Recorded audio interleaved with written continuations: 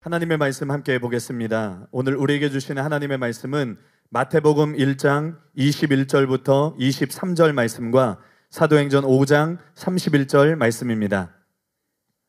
먼저 마태복음 1장 21절부터 23절까지의 말씀을 다 같이 읽겠습니다.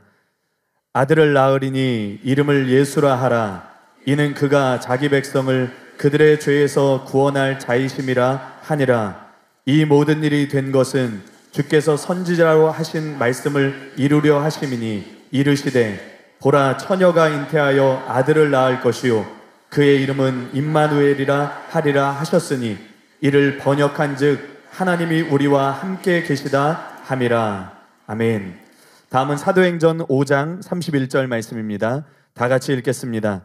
이스라엘에게 회개함과 죄사함을 주시려고 그를 오른손으로 높이사 임금과 구주로 삼으셨느니라. 아멘. 이제 울산 사랑하는 교회를 담당하시는 김동욱 목사님께서 나오셔서 왕이 나셨다, 이런 제목으로 하나님의 말씀 선포해 주시겠습니다.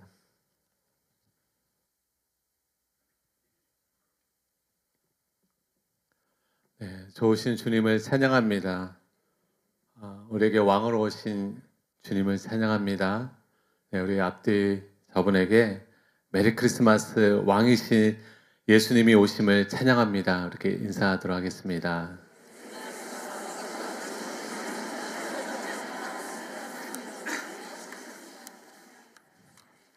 네, 저도 여러분의 마음을 이해합니다. 저도 같은 마음입니다. 여러분과 함께 앉아서 정말 담임 목사님의 말씀을 듣고 싶은 마음 간절한데 하나님의 뜻은 제가 알 수가 없기 때문에 순종하는 마음으로 이곳에 섰습니다. 오늘 왕이 나셨다라는 주제로 여러분과 하나님 말씀 함께하기 원합니다. 제가 수년 전 김옥경 목사님 독일 집회에 참석했을 때가 크리스마스 시즌이었습니다. 그래서 프랑크푸르트 몇 곳에서 크리스마스 마켓이 열리는 것을 볼 수 있었습니다. 그래서 그것을 유심히 보고 있을 때 독일에서 예전부터 살고 계신 프랑크푸르트 지교회 집사님께서 저에게 이런 말씀을 해주셨습니다. 제가 어렸을 때만 해도 크리스마스 시즌은 독일의 최고의 축제였습니다. 축제 기간은 거의 한 달 동안 지속되었고 한 달 동안 찬양이 울려 퍼지고 집집마다 크리스마스 준비를 할 뿐만 아니라 마을 전체가 예수님이 이 땅에 오신 날을 다 같이 환영하며 기뻐하는 사람들로 인해 온 마을이 그야말로 축제의 날이었습니다 라고 하셨어요. 그런데 지금은 그때 그 축제의 분위기를 크리스마스 때 전혀 느낄 수가 없다고 하셨습니다. 지금은 그냥 형식만 남아있을 뿐 오히려 축구 시즌이 되면 온 마을 사람들이 다 나와서 축구 경기에 열광한다고 했습니다. 또한 요즘에는 미국에서 크리스마스라는 명칭 대신에 홀리데이라는 명칭을 쓰고 있다고 합니다. 이처럼 사탄은 이 세상에서 예수님이 탄생하신 날의 의미를 퇴색시키고 변질시키려 하고 있습니다. 그래서 오늘은 예수님이 이 땅에 오신 날의 의미를 다시 재발견하고 크리스마스를 통해 왕 되신 예수님을 우리가 더욱 사랑하고 경배할 수 있는 그런 시간이 되기를 축복합니다. 한번 첫째로 따라해 보겠습니다. 예수님은 우리를 죄에서 구원하시기 위해 오셨습니다.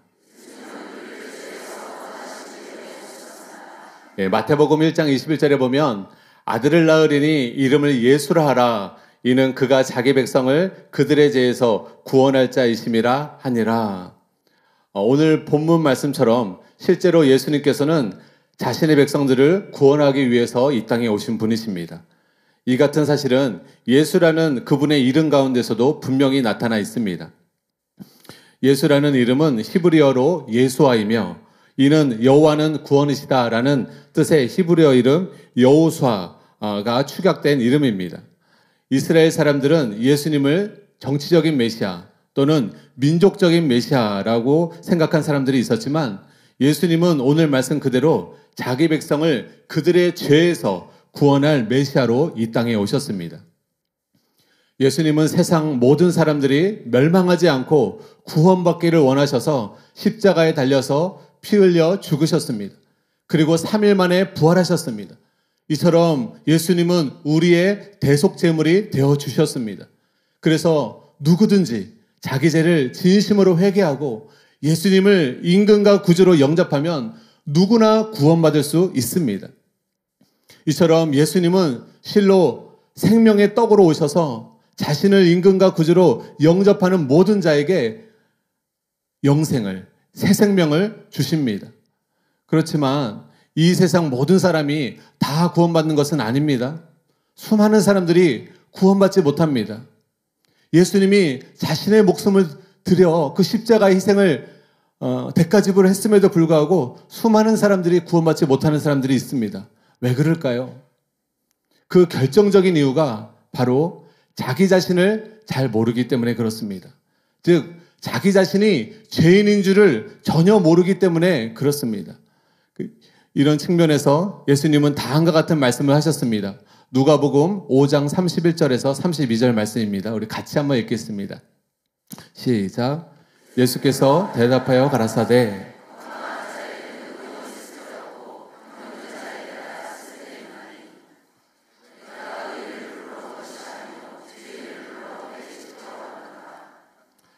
아멘. 이 말씀처럼 예수님은 의인을 부르러 오지 않으셨습니다. 로마서 말씀처럼 의인은 없나니 여러분 세상에 의인은 하나도 없습니다. 그래서 예수님이 이 땅에 오심은 죄인을 불러 회개시키러 오셨다고 말씀하고 있는 것입니다. 그런데 안타까운 것은 죄인이 자신이 죄인인 줄을 모른다는 것이에요. 환자가 자기 병을 알지 않고는, 즉 자기 병에 대한 인식이 없으면 고치려고 고침받으려고 하지 않을 것입니다. 그리고 절대 의사를 찾으려 하지 않을 것입니다. 마찬가지예요. 죄인이 자신이 죄인일 줄 모르면 회개하려 하지 않을 것이고 영혼의 의사 되시는 예수님께 나오려고 하지 않을 것입니다. 이에 대해서 찰스 하진은 이렇게 말했습니다. 복음은 죄인들을 위해 설정되었습니다. 만일 우리가 죄인들이 아니라면 우리는 복음을 필요로 하지 않습니다. 만일 우리가 우리 자신들이 죄인들이라는 것을 자각하지 못한다면 우리는 복음의 필요성을 느끼지 못하고 그것을 받아들이지 않을 것입니다. 만일 우리가 우리 자신의 죄악됨을 깨닫지 못한다면 우리는 제사함을 위해 그리스도를 바라보지 않을 것입니다. 만일 우리가 우리 자신이 부정하다는 것을 깨닫지 못한다면 우리는 정결케 됨을 바라지도 않을 것입니다. 그러므로 우리가 구원받기 위해 죄에 대하여 확신해야만 합니다. 라고 말했습니다. 정말 공감되고 맞는 말입니다. 이 세상에서 가장 불쌍하고 이 세상에서 가장 절망적인 사람이 누군지 아십니까? 그 사람은 바로 자기 자신을 모르는 사람입니다. 자기의 잘못을 깨닫지 못하는 사람입니다. 왜냐하면 그런 사람은 자기 자신의 잘못을 깨닫지 못하므로 구원자이신 예수님을 필요로 하지 않기 때문입니다. 제가 그런 사람 중에 한 사람이었어요. 저는 예수님을 영접하기 전에 나름대로 제 자신이 좀 착하고 의롭다고 착각하고 살았습니다. 그렇게 착각하며 살던 저를 초등학교 반 친구가 저를 전도했습니다. 그 당시에 주일 아침마다 상당히 재미있는 만화 영화를 했습니다. 그래서 저는 어머니께 친구가 와도 절대로 제가 자고 있다고 얘기해 주세요. 교회에 가지 않으려고 이렇게 부탁을 드렸습니다. 그럼에도 불구하고 그 친구가 1년 동안 한 주도 빠짐없이 저를 전도하러 찾아왔습니다. 제가 어쩔 수 없이 그 친구의 그 노력 때문에 미안해서라도 그 교회를 가게 되었습니다. 그런데 교회는 갔지만 제가 회개하거나 예수님을 영접하는 일은 없었습니다. 저는 그저 명목상의 신자로 교회에 앉아 있었습니다. 하나님 말씀도 졸렸고 들려오지 않았습니다. 기도하는 시간도 옆에 누가 눈물을 흘리고 기도하면 너무 이상했습니다. 방언 기도는 정말 더 이상했습니다. 그렇게 명목상의 신자로 신앙생활을 하다가 중고등부가 되고 중고등부 선생님이 수련회 때 함께 저와 가자며 저를 위해서 5일 동안 금식 기도를 해주시겠다고 하셨습니다. 그리고 저에게 손편지를 써주셨습니다. 사랑하는 동우가, 선생님이 너가 이번에 중고등부 수련회 때 예수님을 만날 수 있도록 지금 기도하고 있어. 우리 꼭 같이 가자라는 그런 내용이었습니다. 저를 위해 며칠간 밥을 안 먹는다고? 라는 생각을 하니까 교회 생활에 생소한 저에게는 참으로 그게 부담스러웠어요. 그래서 선생님께 찾아가서 제 나름대로는 착한 마음에 선생님 그냥 밥 드세요.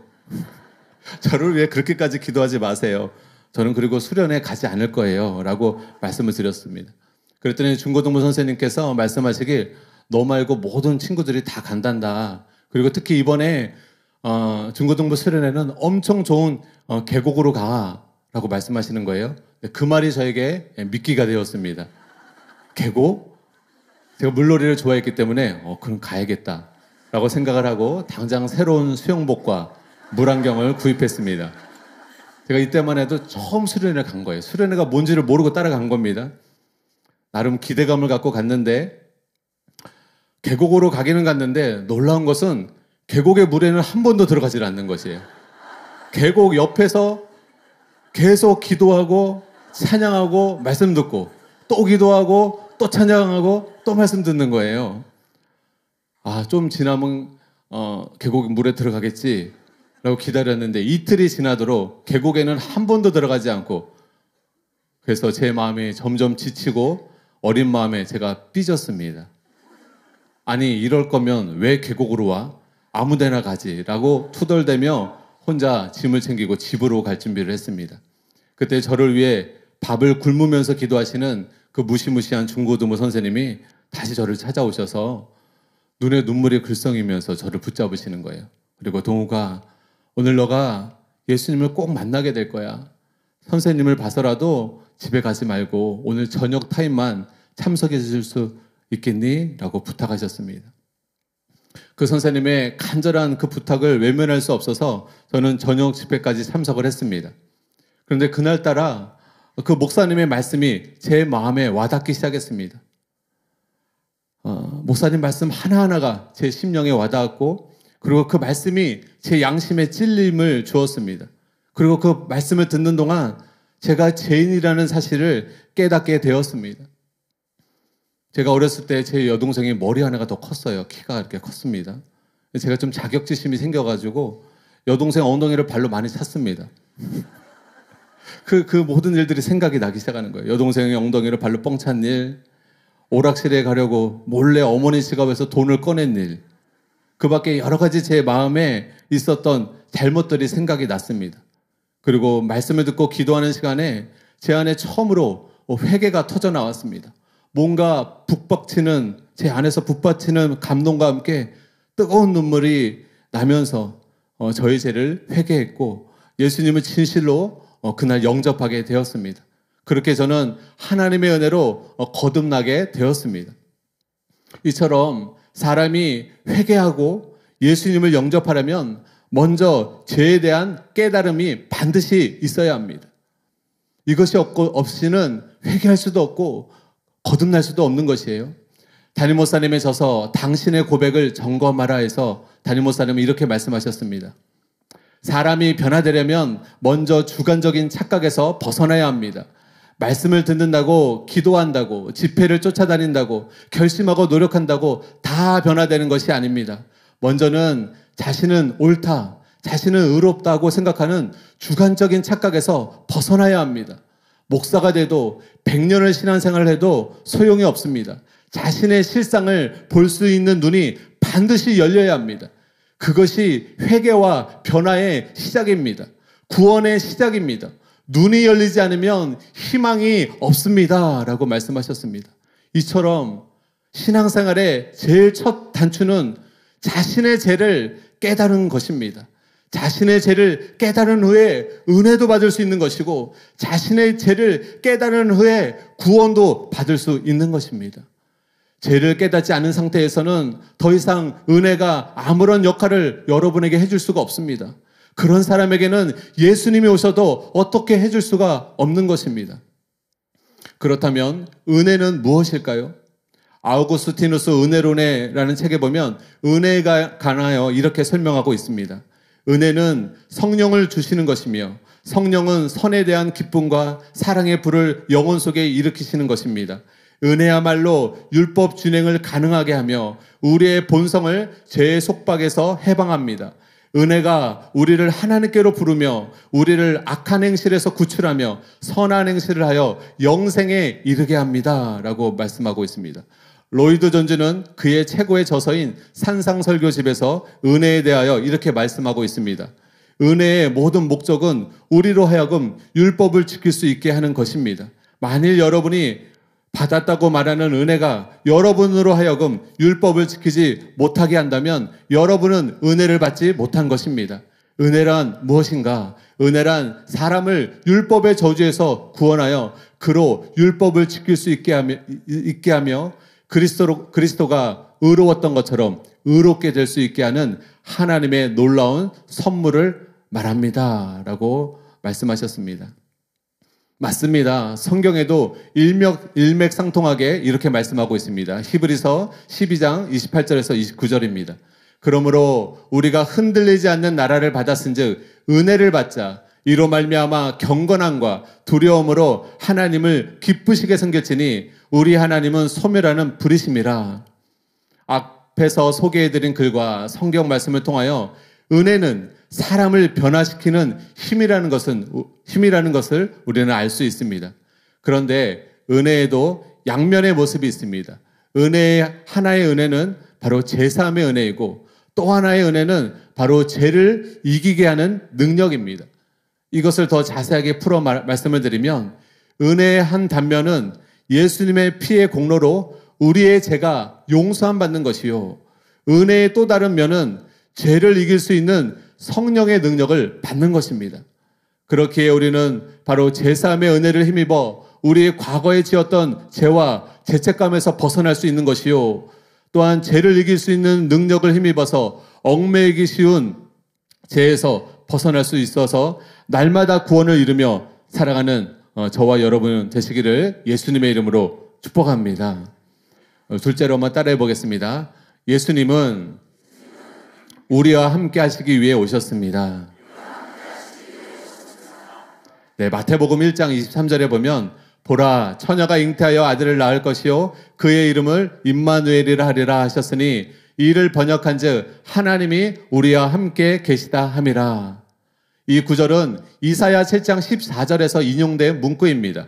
이사야 7장 14절 한번 여러분과 같이 읽겠습니다. 시작. 그러므로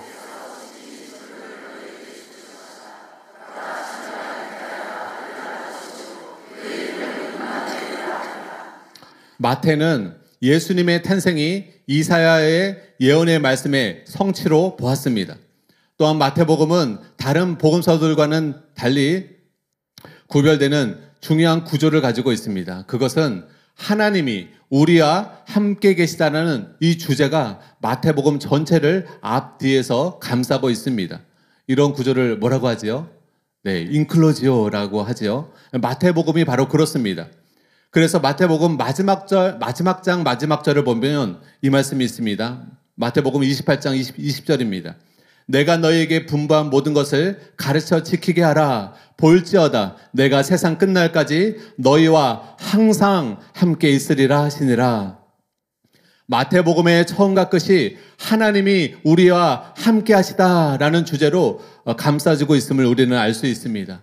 인간을 너무나 사랑하시는 하나님께서는 인간들이 아직 죄인 되었을 때 인간들을 먼저 사랑하시어 그들을 구원하시려고 그분의 하나밖에 없는 아들을 이 땅에 메시아로 보내주셨습니다.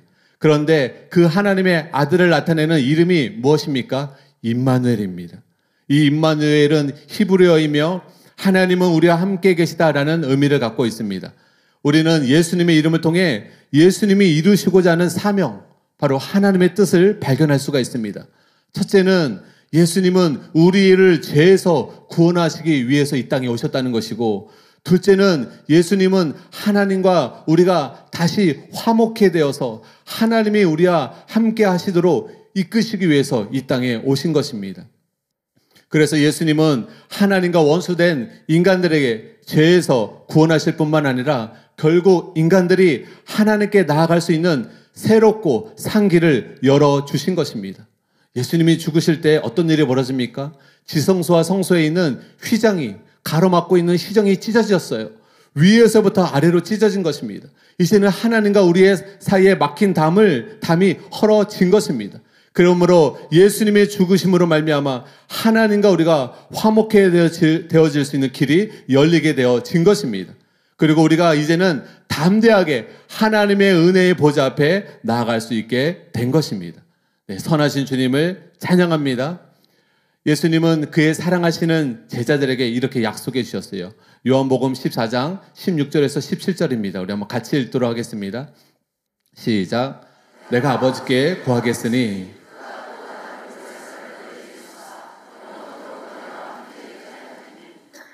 그는 진리의 영이라 능히 그를 받지 못하나니 이는 그를 보지도 못하고 알지도 못함이라. 그러나 너희는 그를 아나니 그는 너희와 함께 거하시며 또 너희 속에 계시겠음이라.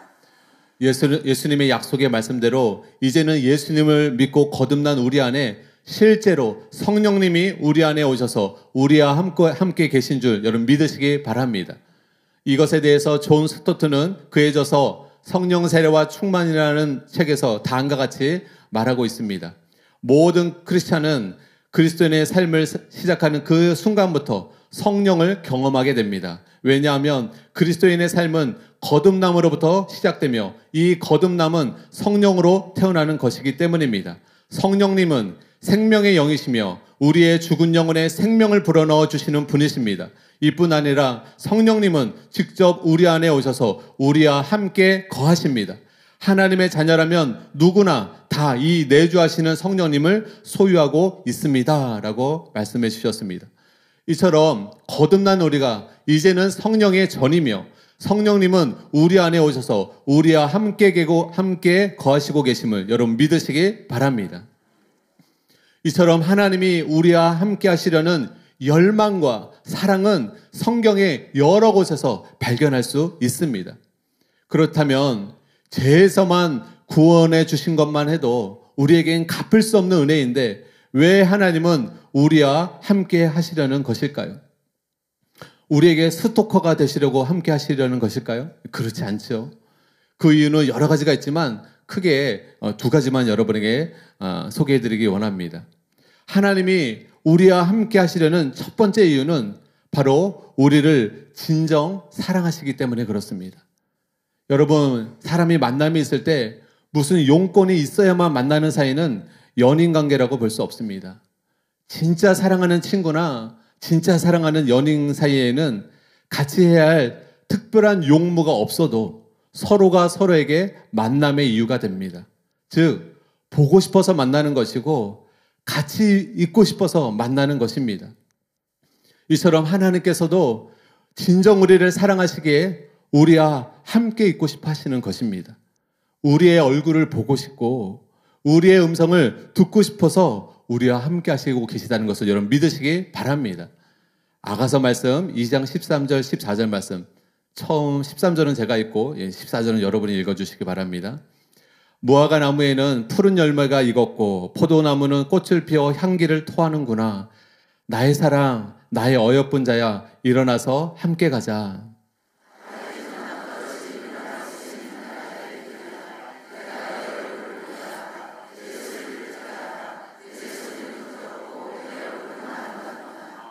아멘. 하나님은 여러분의 얼굴을 보기 원하십니다. 여러분 예배 때 항상 참석하셔서 여러분의 얼굴을, 여러분의 아름다운 목소리를 주님께 보게 하시고 듣게 하시는 여러분 되시기를 축복합니다. 하나님은 이처럼 우리를 진정 사랑하시기에 우리와 영원한 사귐, 친밀한 사귐을 갖기 원하시고 우리와의 사랑의 교제를 진정 갈망하십니다. 그래서 우리와 함께 하시려는 것입니다. 두 번째로 하나님이 우리와 함께 하시려는 이유는 바로 우리를 돕기 위함입니다. 예수님께서 우리를 고아와 같이 버려두지 않으시고 보혜사 성령을 보내주셨는데 보혜사라는 뜻이 무엇입니까? 보혜사라는 뜻은 바로 돕는 자라는 뜻입니다. 예수님은 우리를 돕기 원하십니다. 그 도움을 바로 은혜라고 말하는 것이에요. 이런 이유로 성경은 은혜를 돕는 은혜다라고 표현하고 있습니다. 이사야 41장 10절에 보면 이런 말씀이 있어요. 두려워 말라, 내가 너와 함께함이라. 놀라지 말라, 나는 내 하나님이 됨이라. 내가 너를 굳세게 하리라. 참으로 너를 도와주리라. 참으로 나의 의로운 오른손으로 너를 붙들리라 라고 말씀하고 있습니다. 이 말씀처럼 주님은 내가 너와 함께함이라 라고 말씀하시면서 연이어 무슨 말씀하십니까? 너를 굳세게 하리라. 참으로 너를 도와주리라. 참으로 나의 의로운 오른손으로 너를 붙들어 주리라. 하나님이 우리와 함께 하시는 것은 바로 우리를 도와주시기 위함이고 우리를 붙들어 주시기 위함인 것을 여러분 깨달으시기 바랍니다. 이런 면에서 예수님께서 세상 끝날까지 우리와 항상 함께 하시겠다는 말은 무슨 말입니까? 바로 세상 끝날까지 우리를 사랑하시겠다는 말씀이고 또한 이것은 세상 끝날까지 우리를 도와주시겠다는 말씀입니다. 여러분 참으로 얼마나 큰 은혜입니까? 우리를 우리의 죄에서 구원하신 것도 참으로 감사한 것인데 이토록 사랑으로 함께 하시며 우리를 신실하게 도우시고 돌보시는 하나님의 사랑 때문에 우리는 은혜 위에 은혜의 삶을 살 수 있게 된 것입니다. 너무나 좋으신 주님을 찬양합니다. 그렇게 사랑하는 여러분, 여러분이 지금 상황이 너무 어렵고 고난이 찾아왔을지라도 절대 낙심하거나 좌절하지 마시기 바랍니다. 여러분, 주님은 어느 때든지 자신을 간절히 찾고 의지하는 자를 도우실 수 있습니다. 여러분이 주님만을 간절히 구하고 주님이 정말 여러분과 함께 하시면 주님은 여러분에게 모든 것이 되어주신다는 것을 여러분 믿으시기 바랍니다. 제가 설교하다 보면 군대 간증을 많이 합니다. 군대 간증을 성도님들이 많이 좋아하시더라고요. 여자분들이 의외로 좋아하시더라고요. 군대도 안 갔다 오셨는데. 네. 근데 목사님 중에서 저에게 그런 말씀 하신 분이 있으세요. 아니 목사님 어떻게 군대에 가서 간증이 많으십니까? 참 들으면서 은혜도 되지만 본인은 그런 간증이 없었는데 목사님에게는 참 군대에서 간증이 많으신 것 같습니다. 그래서 제가 생각을 해보았어요. 왜 나는 군대에서 간증이 많지? 그랬을 때 제가 깨닫게 되었어요. 제가 왜 군대에서 간증이 많은지. 그것은요, 제가 군대에서 절대로 적응할 수 없는 존재였기 때문에 그렇습니다. 저는 군대에서 살아남을 수 있는 존재가 아니었어요. 너무 약했어요. 일반의 정상적인 삶도 살기가 어려울 만큼 제 체력이 약했는데 그런 제가 군대를 갔으니 근데 놀랍게도 어떤 부대를 갔어요? 아오지 탄강이라고 불리는 절대 가지 말아야 한다고 여기 가면 진짜 이제 끝이라고 했던 그 아오지 탄강이라고 불리는 알파포대에 제가 간 거잖아요. 제가 첫날에 알았어요. 제가 죽었구나. 첫날 가자마자 수송교장으로 데려가더니 머리박어를 하게끔 하더니 전진 앞으로 시키더라고. 머리 박은 상태에서 전진 앞으로 해보셨어요? 머리에 구멍 나는 것 같아요. 그 하루 동안 병영 생활을 체험하면서 제가 깨달은 것은 난 죽었구나. 나는 2년 2개월 동안 군 생활을 나는 버틸 수 없겠구나. 제가 그게 계산이 나온 거예요. 계산이 나온 거예요. 그리고요, 제가 밤에 근무 쓸 때마다 하나님께 눈물로 기도했어요. 하나님, 제발 저 살려주세요. 도와주세요. 저 군 생활 못 버텨요. 하나님 저 아시잖아요. 제가 얼마나 약한지. 그리고 하나님께 간절히 기도한 거예요. 하나님을 여러분 정말 제 마음이 녹아지듯 기도했어요. 그랬더니 하나님이 역사해 주신 거예요. 여러분 제가 이따가 한 간증을 하겠지만 일단 한 간증을 해드릴 거예요. 그러나 다 말할 수 없어요. 엄청난 많은 하나님의 은혜를 경험했어요. 하나님은 정말 이렇게도 도와주시더라고요. 제가 통신병이었었는데 제 최고 고참, 통신과에서 최고 고참이 저하고 80을 하자고 하더니 제가 80이면 0.1초에 넘어갔어요. 그러더니 베개로 제 머리를 탁 때리더니 뭐 이딴 게 들어왔어. 그래서 대단히 실망을 하시더라고요. 그래서 그러더니 저를 강훈련을 시키는 거예요. 잠잘 때마다 50개씩 푸시업을 시키고 그 다음에 이제 그 선을 깔아서 전선을 까서 연결하는 것을 시키는데 5분 안에 20개인가 30개를 연결시키는 거예요. 그걸 닛바로 선을 까서 그 안에 그 전선을 까면 여러 가지 그 선들이 나옵니다. 철선이 나옵니다. 그 철선을 빨리 이어야 돼요. 이렇게 막 매듭을 지고. 근데 그게 제가 서투르니까 계속 그 철사에 제 손이 찔리는 겁니다. 계속 피가 나고 멍들고 또 찔리고. 여러분 찔리는데 또 찔리면 얼마나 아픈지 아세요? 그것도 손끝을. 근데 그걸 계속 하루 종일 그걸 하는 거예요. 그 밤에 여러분 너무 웃으시네요. 네, 남의 고통이 웃음이 되면 안 됩니다. 너무 고통스럽게 이렇게 하고 나서 그걸 내일 모레 계속 해야 되는 거예요. 밤에 되는데 막 눈물이 나오더라고요. 그러면서 눈물이 나오면서 하나님께 기도가 되는 거예요. 하나님 너무 아파요. 제 손이 막 손끝이 다 피로 멍든 거예요. 하나님 너무 아픕니다. 제발 도와주세요. 그리고 하나님께 간절히 기도했더니 어떤 일이 벌어진지 아십니까? 제가 이제 또 그 다음 날 고참이 시켰는데 옆에 그 고참보다 바로 밑에 있는 양규 병장이라고 있었어요. 양규 병장이 그 최고 고참이 안 볼 때마다 저에게 제 것을 가져가서 자기가 해주는 거예요. 그래서 해달라고 부탁드렸는데 자기가 해주는 거예요.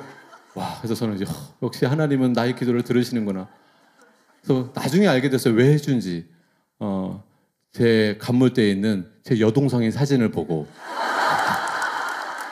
여동생의 사진을 보고 네, 한번 어떻게 연결되고 싶어서 그렇게 도와준 거더라고요. 이 고참은 여러분 독실한 불교 신자였어요. 근데 하나님이 그 고참의 마음을 만져줘서 저를 도운 거예요. 이 고참이요. 그 고참이 제대할 때까지 저를 도와줬습니다. 그러니까 제 이등병식에 저의 돕는 은혜였습니다. 그럼 제가 뭘 이야기합니까? 여러분 하나님은요. 내가 예상할 수 없는 영역에서 하나님 나를 도우십니다. 여러분이 지금 상황이 아무리 어려워도요. 하나님이 함께 하시면 살 수 있습니다. 죽으라는 법 없습니다. 하나님이 살 구멍 열어주십니다. 피할 길 열어주십니다. 하나님이 여러분을 도우실 수 있으십니다. 이것을 믿고 전심으로 하나님을 의지하는 여러분 되시기를 예수님의 이름으로 축복합니다. 네, 우리 셋째 한번 따라해 보겠습니다. 예수님은 왕으로서 우리를 다스리시기 위해 오셨습니다. 미가서 5장 2절 말씀입니다. 베들레헴 에브라다야 너는 유다 족속 중에 작을지라도 이스라엘을 다스릴 자가 내게서 내게로 나올 것이라. 그의 근본은 상고에 영원에 있느니라. 미가 선지자는 베들레헴에서 이스라엘을 다스릴 자가 나올 것이라고 예언했습니다. 이 예언대로 이스라엘의 왕으로서 예수님이 베들레헴에서 태어나셨습니다. 그런데 안타깝게도 그 자기 백성 이스라엘이 왕으로 오신 예수님을 왕으로 영접하지 않았습니다. 요한복음 1장 10절에서 11절 말씀입니다. 우리 같이 한번 읽겠습니다. 시작. 그가 세상에 계셨으며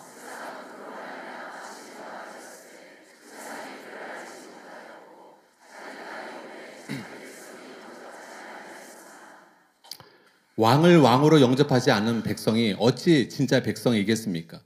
그런데 이스라엘은 왕으로 오신 예수님을 임금과 구주로 영접하지 않으므로 하나님의 언약 백성에서 꺾이우고 도리어 이방인들이 예수님을 임금과 구주로 믿고 영접함으로 인하여서 이방인들에게 구원이 베풀어졌습니다. 이처럼 믿음은 영접하는 것인데 예수님을 우리 마음속에 어떤 분으로 모셔드리느냐가 대단히 중요합니다. 우리 사랑하는 교회는 그렇지 않지만 오늘날 예수님을 구원자로만 모셔드리면 구원을 받는 줄로 오해하는 사람들이 많습니다. 그러나 그렇지 않습니다. 우리가 예수님을 반드시 임금과 구주로 모셔드려야 합니다. 그래야만 구원을 받을 수 있습니다. 성경에는 이 진리가 분명하게 계시되어 있습니다.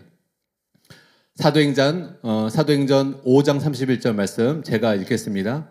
이스라엘로 회개케 하사 제사함을 얻게 하시려고 그를 오른손으로 높이사 임금과 구주로 삼으셨느니라. 사도행전 2장 36절 여러분이 한번 읽어주시기 바랍니다.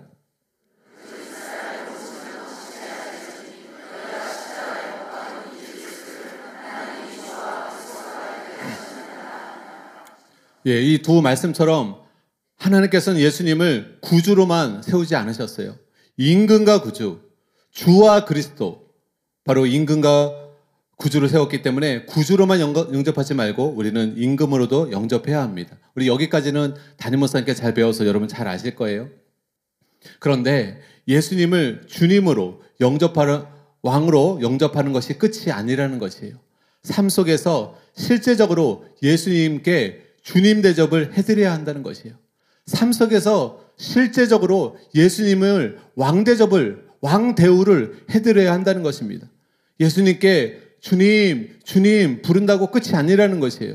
실제적으로 예수님을 내 마음에, 내 삶에 주님으로 여기고 그 주님의 말씀 따라 순종하며 살아야 한다는 것입니다. 그래야 궁극적인 구원을 받을 수 있는 것입니다. 그렇다면 어떻게 하는 것이 예수님을 주님으로, 왕으로 대접해 드리는 것일까요?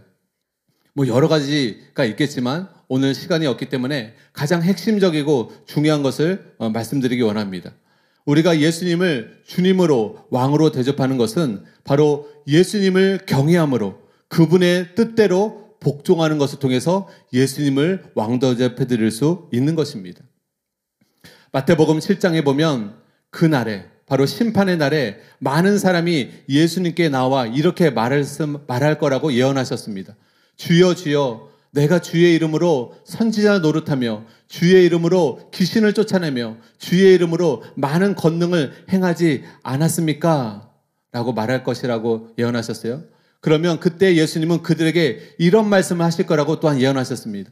내가 너희를 도무지 알지 못하겠다. 불법을 행하는 자들아, 내게서 떠나가라. 즉 주의 이름으로 많은 사역을 했을지라도 그것은 사울왕처럼 번제를 드린 것에 불과합니다.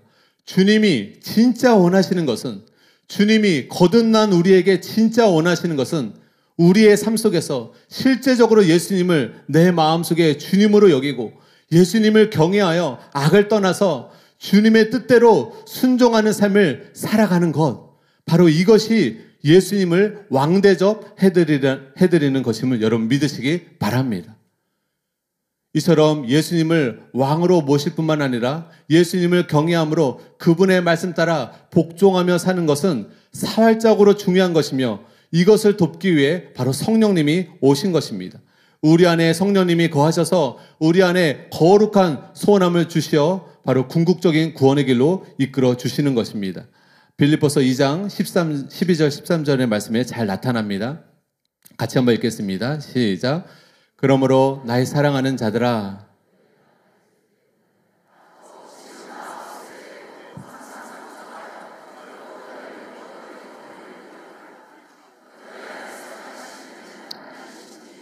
자기의 기쁘신 뜻을 위하여 너에게 소원을 두고 행하게 하시나니.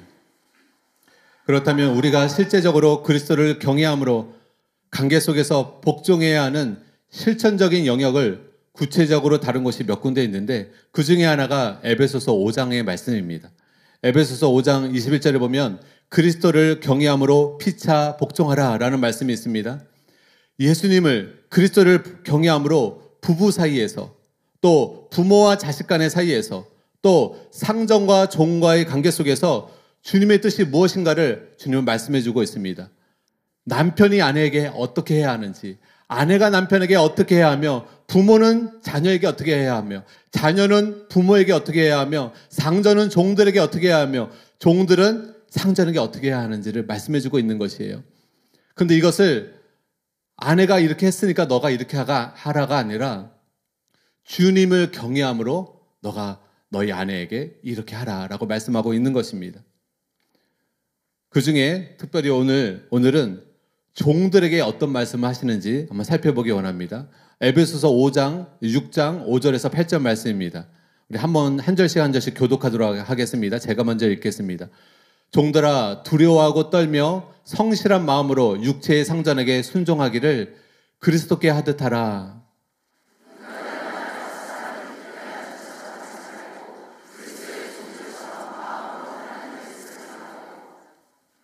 기쁜 마음으로 섬기기를 주께 하듯 하고 사람들에게 하듯 하지 말라.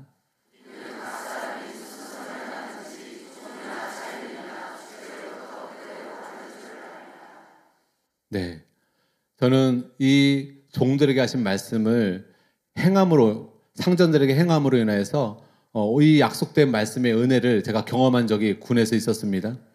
제가 병장 때 군종병이 되면서 지금 드디어 군대 얘기가 나왔어요. 제가 군에서 병장 때 군종병이 되면서 갑자기 주임 원사님 비서를 맡게 되었습니다. 오랫동안 기도를 했어요. 군종병이 되게 해달라고. 근데 대도에 군종병 티오가 없었기 때문에 주임 원사님 비서를 겸임하게 되었습니다. 주임 원사님은 그동안 비서가 없다가 제가 가니까 너무나 기뻐하셨습니다. 그리고 하사관들이 올 때마다 저를 소개시켜 주시고 저를 자랑스럽게 여겨주셨습니다. 얘가 바로 내 비서야 라고 하시면서 정말 자랑스러워해 주셨어요. 주임 원사님은 그렇게 평소 저를 아들처럼 아껴주시고 제가 부족함이 많았음에도 불구하고 저를 좋게 너그럽게 대해주셨습니다. 그런데 몇 달이 안 되어서 중대한 사건이 하나 일어났습니다. 바로 주임 원사님이 가장 아끼시는 값비싼 의자가 있었는데 그 의자가 오래되다 보니까 삐걱하는 자꾸 소리가 났습니다. 그래서 그 소리를 나지 않도록 고쳐오라고 저한테 주임 원사님이 시켰습니다. 주임 원사님은 자신이 아끼는 의자이니까 잘 고쳐와야 한다고 저에게 신신당부하셨어요. 그래서 저는 대대에 가서 용접병에게 찾아가서 이 의자가 주임 원사님 의자인데 소리가 나니까 소리가 나지 않도록 잘 고쳐달라고 부탁을 했습니다. 그리고 앉아서 지켜보려고 했는데 그 용접병이 같이 있으면 방해되니까 3시간 후에 와서 찾아가라고 자기가 잘 고쳐놓겠다고 말을 하는 거예요. 그래서 제가 3시간 후에 다시 갔습니다. 그런데 큰일이 난 거예요. 용접병이 너무 세게 불로 지져버려가지고 주임 원사님 의자의 그 한가운데가 주먹만한 구멍이 뻥 뚫린 것입니다. 정말로 그걸 보는 순간에 제 눈앞이 캄캄했습니다. 주임 원사님이 신신당부를 하셨는데 이거 잘 고쳐오라고. 그래서 제가 정말 어떻게 이거 뭐 복구가 불가능한 상태인 거예요. 그래서 두렵고 떨리는 마음으로 그 구멍난 의자를 가지고 주임 원사님께 가져갔습니다. 그리고 앞뒤 전후의 그 상황을 다 말씀을 드렸습니다. 다행히 주임 원사님이 저에게 화를 내시지도 않으셨고 또 아무런 말씀도 하지 않으셨습니다. 그래서 저는 괜찮으신가 보다라고 안심했습니다. 근데 그 다음 날부터 주임 원사님은 저를 대하는 안색이 좋지 않았습니다. 이전처럼 저를 보고 웃지도 않으셨고 저에게 말을 잘 걸어주시지도 않으셨습니다. 그리고 또 누가 찾아와도 더 이상 저를 소개시켜 주시지 않으셨습니다. 차라리 혼나는 것이 나을 정도로 제 마음이 주임 원사님께 너무 죄송했고 그래서 저에게 이미 마음이 떠난 주임 원사님의 마음을 어떻게 하면 되돌릴 수 있을까 생각하고는 청소도 더 열심히 해보고 커피도 더 맛있게 타드렸지만 아무런 소용이 없었습니다. 그렇게 보름이 지났습니다. 정말 마음고생이 제가 심했습니다. 계속 눈치가 보여지게 되더라고요. 그러다가 성경을 읽는데 아까 읽은 말씀 에베소서 6장 5절에서 8절 말씀이 제 마음에 들어오는 거예요. 그리고 이 말씀을 믿음으로 취하고는 순종하기 시작했습니다. 주임 원사님이 계시든 안 계시든 죽게 하듯 주임 원사님을 진정 어린 마음으로 섬기기 시작했습니다. 그러던 중에 뜨거운 여름 어느 그 정오 때예요. 주임 원사님의 전투화를 사무실 밖에 나가서 닦기 시작했습니다. 원래 저는 저의 전투화를 휴가를 나간다 할지라도 별로 잘 열심히 닦지 않습니다. 어차피 여자친구도 없고 봐줄 사람도 없기 때문에 저는 그렇게 열심히 닦는 스타일이 아니었어요. 그런데 주임 원사님의 전투화를 닦을 때에는 정말 마리아가 예수님의 발을 자기의 가장 값진 향유컵을 깨뜨려서 자기의 머리털로 극진하게 닦아드렸던 것처럼 저희 주임 원사님의 전투화를 제가 정말 30분도 넘게 지극정성으로 닦아드렸습니다. 평소에 하지 않던 불감까지 내면서 번쩍번쩍하게 그 전투화를 닦아드렸어요. 그런데 그렇게 전투화를 닦고 있는데 어느 순간에 제가 감당할 수 없는 하나님의 임재가 저에게 임하기 시작한 것입니다. 저는 그 갑작스런 무거운 임재 때문에 꼼짝할 수가 없었습니다. 마치 주님께서 저를 뒤에서 꼭 안아주시는 것 같았습니다. 한 번도 경험해보지 못한 상황이었어요. 제 눈에는 뜨거운 눈물이 흘러내렸습니다. 전투화 닦다가 이게 뭐지? 저도 이게 어리벙벙했지만 갑작스런 주님의 임재하심이 제가 그동안 마음고생했던 저의 그 마음을 큰 위로와 격려를 주었습니다. 그런 일이 있은 후에 정말 놀라운 일이 생겼습니다. 주임원사님이 제가 주임원사님의 전투화를 닦아드리는 것을 본 것도 아닌데 그동안에 그런 제가 주임원사님을 실망케 한 일이 아무런 일이 없었던 것처럼 다시 저에게 말을 걸어주시고 저를 보고 웃어주시고 다시 사람들이 오면 저를 소개시켜 주시기 시작하셨습니다. 하나님께서 드디어 주임원사님의 마음을 만져주신 것입니다. 그런데 너무 세게 만져주셔서 이전보다 더 저를 사랑해 주시고 저를 더 아껴주시기 시작하셨습니다. 그러면서 자꾸 저를 만날 때마다 군대에 말뚝박을 하고 내가 너를 끝까지 책임져 주겠다고 하시는 것이었습니다. 만약 제가 그랬다면 오늘 이 자리에 있지 못했을 것입니다. 사랑하는 여러분, 이처럼 하나님의 말씀은 실제입니다. 하나님은 우리의 마음을 알고 계시고 감찰하고 계십니다. 우리의 행위를 다 익히 아십니다.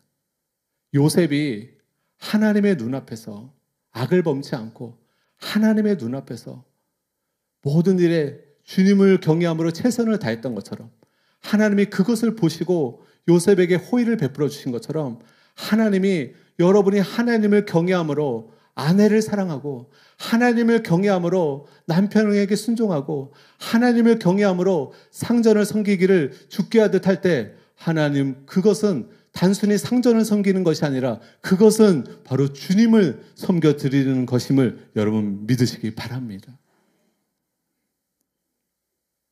그렇기에 예수님이 오신 오늘 크리스마스에 우리가 왕 대신 주님을 찬양하고 경배할 뿐만 아니라 매일의 삶 속에서 예수님을 경외함으로 그분의 뜻대로 내 가족을 사랑하고 나의 상전을 사랑하고 나의 이웃을 사랑하는 그런 삶의 예배를 주님께 드리는 저와 여러분 되시기를 예수님의 이름으로 축복합니다. 결론을 말씀드리겠습니다. 저는 올해 초 2019년 1월 1일에 한 해를 주님께 올려드리며 기도하는 중에 이런 주님의 음성을 듣게 되었습니다. 아들아, 너는 너의 부족을 지금 모르고 있으며 너는 너의 허물을 모르고 있단다. 그것이 너의 한계이며 그것으로 인하여 너는 더 앞으로 나아가지 못하고 있단다. 그러나 너가 만약 나의 책망을 듣기 원하고 너가 만약 나의 훈계를 받기 원하고 너가 나의 지도함을 겸손히 받으려 한다면 나는 너의 인도자가 되어 너를 지도할 것이다. 너가 나의 지도함에 있어서 온유함으로 따르게 된다면 나는 너와 함께 할 것이고 너를 통해 나를 나타낼 것이다 라고 말씀하셨어요. 그리고 이 일을 통해 너는 저에게 두 가지 축복을 약속해 주셨습니다. 그래서 제가 주님께 이렇게 기도했어요. 주님께서 저에게 뭐라 말씀하시든 주님이 저에게 뭐라 책망하시든 주님, 제가 주님을 따르겠습니다. 어떻게 저를 지도하시든 제가 저를 변명하지 않겠습니다. 저를 합리화하지 않겠습니다. 주님께서 저를 뭐라 책망하시든지 제가 겸손히 받아들일 것이고 회개하고 변화되겠습니다. 주님이 저를 어떻게 지도하시든지 제가 겸손함으로 따르겠습니다. 그러니 주님, 저를 다스려 주시옵소서라고 기도했습니다. 그런 일이 있은 후에 실제적으로 주님은 저와 저의 허물과 저의 변화되어야 할 영역들을 저의 삶 속에서 세세하게 보여주시기 시작하셨습니다. 처음에는 막상 하나님이 제 부족과 제 허물을 맞닥뜨려 보여주시니까 하나님 앞에 변명하고 싶고 저 자신을 방어하고 싶었습니다. 그러나 그러면 제가 결코 변화될 수 없기 때문에 하나님 앞에 납작 엎드려 주님 배우겠습니다. 다시 저에게 은혜를 주시어 제가 변화되게 해달라고 애원하며 기도했습니다. 그렇게 주님의 훈계하심을 받는 것은 한 번으로 끝나는 것이 아니었어요. 2019년 1년 동안 필요할 때마다 저에게 주님은 훈계의 말씀을 주셨습니다. 그리고 저는 그것을 달게 받기 시작했습니다. 주님의 특별한 지도하심 중에는 특별히 저에게 지도해 주신 것 중에 하나는 바로 선으로 악을 이기라는 것이었습니다. 저에게 아픔을 준 사람, 저에게 고통을 준 사람을 진심으로 용서하고 사랑하는 법을 배우게 하셨습니다. 물론 그런 일이 쉽지는 않았어요. 하지만 하나님께서 저에게 은혜를 베푸시어서 용서와 사랑의 삶을 살게 해 주셨습니다. 2019년 하반기에는 또한 저희 자녀들에게 하나님의 사랑으로 양육하지 못하고 권위적으로 대하고 자녀들에게 아픔을 주었던 모든 것들을 아이들 앞에 눈물을 흘리며 회개하게 하셨습니다. 저희 착한 자녀들이 저를 다행히 용서해 주었어요. 이렇게 주님의 훈계하심을 제가 계속 받고 주님의 지도하심 앞에 바르게 반응하니까 점점 더 제 삶 속에 하나님의 임재하심이 강하게 임하기 시작하였고 주님이 이전과는 차원이 다르게 하나님이 저와 함께해 주시기 시작하셨습니다. 그리고 실제적인 하나님의 도움과 실제적인 하나님의 호의가 저에게 임하기 시작했습니다. 그리고 하나님이 1월 1일 초에 연초에 약속해 주신 두 가지 축복이 신실하게 응답해 주셨습니다. 시편 16편 7절에서 8절 말씀입니다. 우리 같이 한번 읽겠습니다. 시작. 훈계하신 여호와를 송축할지라 밤마다 내 양심이 나를 교훈하도다. 내가 여호와를 항상 내 앞에 모시며 내가 오른쪽에 계심으로 내가 흔들리지 아니하리로다. 사랑하는 여러분, 예수님은 이 땅에 왕으로 오셨습니다. 예수님은 이 땅에 주님으로 오셨습니다. 그럼에도 불구하고 예수님께 나오는 많은 크리스찬들이 단순히 재물을 구하고 단순히 성공을 구하고 능력을 구하고 이 세상의 형통한 삶을 구하고 자신이 왕되기를 구하는 사람은 많아도 다윗과 같이 자신이 왕이었음에도 불구하고 여전히 왕 대신 주님을 구하고 주님을 왕으로 모시면서 주님의 다스리심을 구하는 사람은 너무도 적습니다. 주님의 지도하심을 구하는 사람은 너무도 적습니다. 저는 2019년 한 해 동안에 하나님께 다스림 받는다는 것이, 하나님의 지도를 받는다는 것이, 하나님의 훈계를 받고 산다는 것이 얼마나 축복된 삶인지를 깨닫게 되었습니다. 그래서 저는 더 원하게 되었어요. 주님, 저를 더 지도해 주소서. 저를 더 책망하소서. 주님, 저를 더 훈계하여 주시옵소서. 왜냐하면 저의 삶의 목적은 더 이상 이 세상의 것을 좀 더 얻는 것이 아니라 제가 변화되는 것이요, 제가 거룩해지는 것이요, 제가 더 온전해지는 것이기 때문에 그렇습니다. 사랑하는 여러분, 예수님이 정말 여러분의 삶을 왕으로서 다스리시기를 원하신다면 다가오는 2020년 새해 여러분도 진심으로 기도하시기 바랍니다.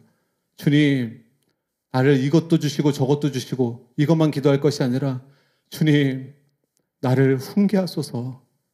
주님, 나를 사랑으로 책망하소서. 주님, 주님의 지혜로 나를 지도하소서. 내가 주님을 경외함으로 배우겠습니다. 내가 주님을 경외함으로 변화되겠습니다. 주님, 나를 인도하여 주시옵소서. 여러분, 이렇게 진심으로 기도하시면 하나님의 여러분의 삶을 영광의 삶으로 인도해 주실 것을 여러분 믿으시기 바랍니다. 이런 면에서 저는 2020년이 너무나 기대가 됩니다. 오늘은 예수님이 이 땅에 오신 날입니다. 왕으로 오신 예수님을 실제적으로 내 삶의 왕으로 삼고 왕 대접해드리는 저와 여러분이 되시기를 예수님의 이름으로 축복합니다. 그것이 오늘 생일이신, 오늘 생신이신 예수님께 최고의 선물을 드리는 것임을 믿습니다. 오늘 말씀을 기억하고 시간 함께 기도하며 나가도록 하겠습니다. 자비롭고 거룩하신 하나님 아버지, 주님이 우리에게 왕으로 오셨습니다.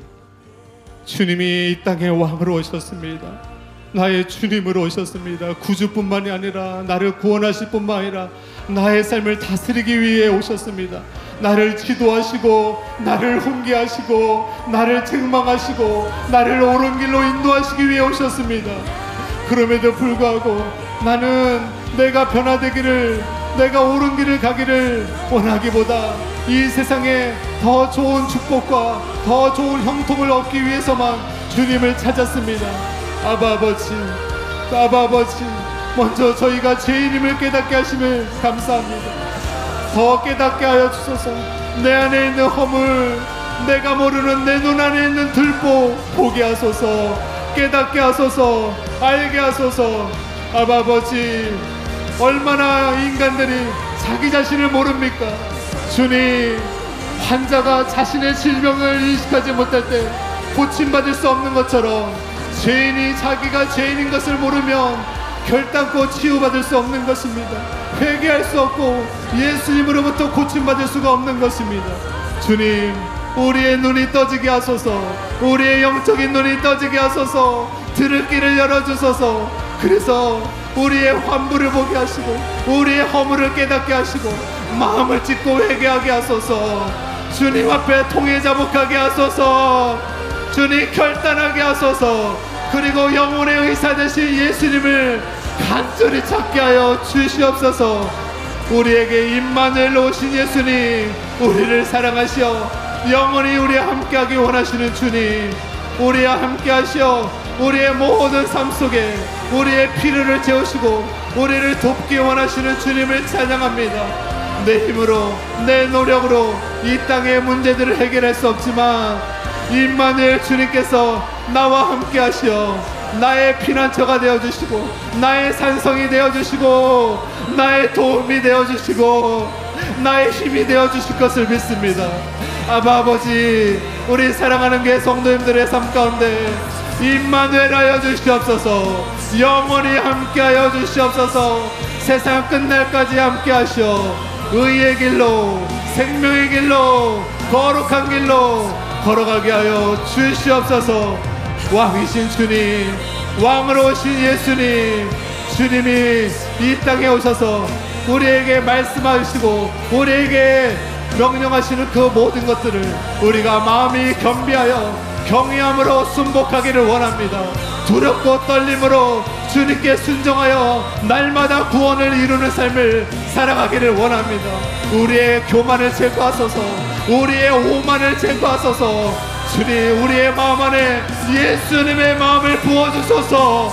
온유하고 겸손하신 주의 마음을 부어사 주님이 어디로 인도하시든 주님을 경외하며 주님을 신뢰하는 마음으로 주님 겸손하게 따를 수 있도록 끝까지 주님을 순종하며 따를 수 있도록 은혜 베풀어 주시옵소서. 아바 아버지, 아바 아버지, 2019년 하나님께서 형용할 수 없는, 다 갚을 수 없는 은혜를 베풀어 주셨습니다. 저에게도 우리 사랑하는 교회에도 한량없는 은혜를 부어 주셨습니다. 주님, 2020년도도 기대합니다. 주님, 2020년도에도 예수님을 우리의 왕으로, 예수님을 우리의 주님으로 모십니다. 우리를 다스려 주시옵소서. 우리가 주님을 경외합니다. 주님의 다스림을 받기 원합니다. 주님, 우리를 통치하소서. 주님, 우리를 통치하소서. 내 삶의 주인이 더 이상 내가 되지 않을 것입니다. 더 이상 내가 내 삶의 주인 되지 않겠습니다. 예수님이 내 삶의 주인 되어주소서. 우리 사랑하는 교회에 예수님이 목자 되어주셔서 푸른 초장으로 이끄시고 실만한 물가로 인도하시고 의의 길로 인도하여 주시옵소서. 자비롭고 거룩하신 주님, 자비롭고 거룩하신 주님, 우리는 그 무엇보다 온전케 되기를 원합니다. 변화되기를 원합니다. 주님의 형상을 담기를 원합니다. 아바 아버지, 아바 아버지, 모든 상황 속에서 주님, 그 상황 속에서 우리가 믿음의 증진이 있게 하시고 그 상황 속에서 주님께 빚어지고 주님께 또 빚어져서 날마다 영광에서 영광으로 예수 그리스도의 형상으로 변화될 수 있는 은혜를 우리에게 베풀어 주시옵소서. 우리의 영혼이 잘된 같이 우리의 범사가 잘되고 강건할 수 있는 은혜가 임하기를 원합니다. 거룩하고 자비로우신 주님, 우리 사랑하는 교회를 축복하시고 우리 사랑하는 교회를 통하여서 이 나라가 살고 이 민족이 살고 주님, 이 대한민국이 살고 저 아프리카가 살고 열방이 사는 은혜가 있게 하여 주시옵소서. 우리 사랑하는 교회를 축복하시어서 주님, 강력한 치유와 권능이 나타나 수많은 질병을 가진 자들, 수많은 고통을 당하는 자들이 자유함을 얻고 회복될 수 있는 그 놀라운 은총이 임하기를 원합니다. 주님, 오늘 성탄 축하 예배를 주님께 올려드립니다. 이 날의 주인공은 예수님이십니다. 이 땅에 오신 예수님, 우리를 사랑하사 죽기까지 우리를 구원하신 그 예수님을 우리의 영으로 우리의 마음으로 높이고 경배하고 찬양합니다. 주님을 찬양합니다. 영원히 찬양하기 원합니다. 영원히 주님을 경배하기 원합니다. 주님 우리와 함께하여 주옵소서. 영원히 우리와 함께하여 주옵소서. 이 모든 말씀 우리 주 예수 그리스도 이름으로 기도드리옵나이다.